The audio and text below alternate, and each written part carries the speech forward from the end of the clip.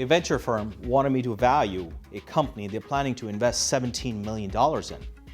They have no revenue, but the founder had 8 patents. Made me think how important patents are in valuations. That is because they protect a company's future. Investors and buyers always ask if a company's products have patent protection. That is because patents lend credibility to a company's products. Let's see what a patent is worth.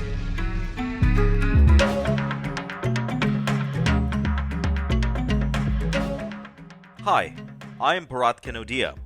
I have appraised over 2,000 businesses worth $2.6 trillion. I help founders, venture capitalists, and business owners maximize the value of their companies. There are over 3 million patents granted by the U.S. Patent and Trademark Office, with about 350,000 new grants each year. IBM alone has over 90,000 patents. Including attorney fees, a patent can cost up to $50,000 to register. No wonder this is a booming area of the law. My colleague and Silicon Valley-based patent attorney, Dr. Stephen Colby, will talk about why patents are crucial for startups and growing companies. All you, Steve.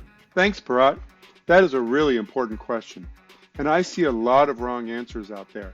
Founders will say something like, "Oh, we have a patent application filed, so we don't have to worry about competition."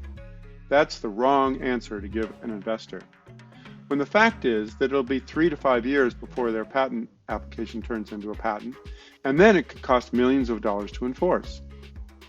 But patents can be very important. I work in the environment of Silicon Valley startups, where companies go through multiple rounds of funding.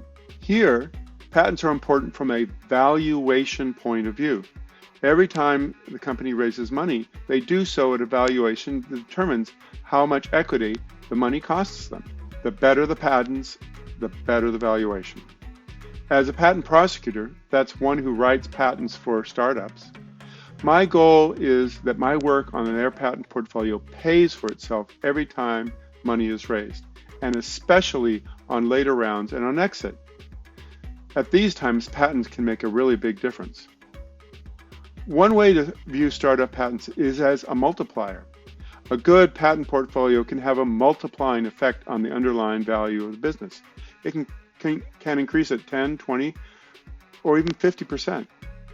Of course, this means that if the business isn't worth much, then the patents give you a multiplier of something really close to 0. The point is that patents are usually much more valuable when associated with a good and successful business. And a business with a good IP is worth more than one without. In my career, I've seen a couple of times where the patent portfolio was a principal factor in a successful exit. A purchaser had a choice between 2 possible acquisitions. They purchased my client for hundreds of millions of dollars instead of a competitor, in part because my client's IP portfolio was much better. One of the questions that startups often ask themselves is, how do I decide what to patent? Well, if you want to build real value, there has to be a well-executed strategy in place. The trick is to focus on the things that really sell a company's products and services. Those are the things that a company's customers want, the things that drive them to the company. Patents should make the sales and marketing team really happy. Those with winning portfolios look at the product or service features that help them sell, and then they patent the underlying technology that supports those features. I'm less concerned about what engineering thinks is really cool as I am about what really turns on sales and marketing.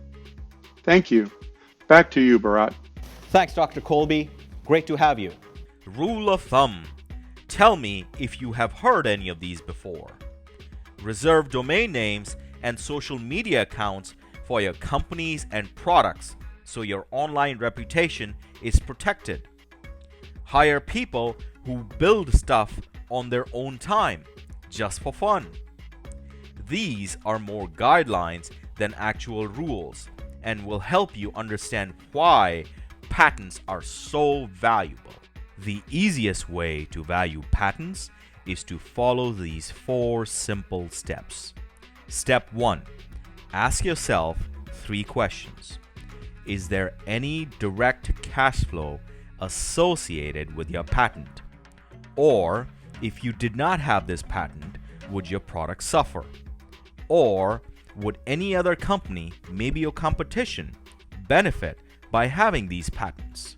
If the answer to any of the above questions is yes, then your patent has value. If no, then your patent may have minimum or no value. Step 2. When does your patent expire? Or how much time do you have to enjoy this cash flow? Step 3. Take the annual cash flow from the patent and multiply that with the time you have left on the patent. Step 4. The value of your patent is anywhere between 0.1 and 0.15x of the product from step 3. This will give you an approximate value of your patent.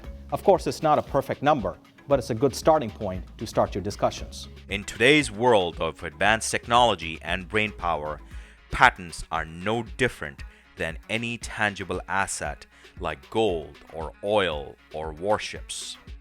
They can be created, need protection, and can be monetized. Paraphrasing Bill Gates, if people understood how patents are granted when most of today's ideas were invented and had patented them, today's industry would be at a standstill. Thanks for watching.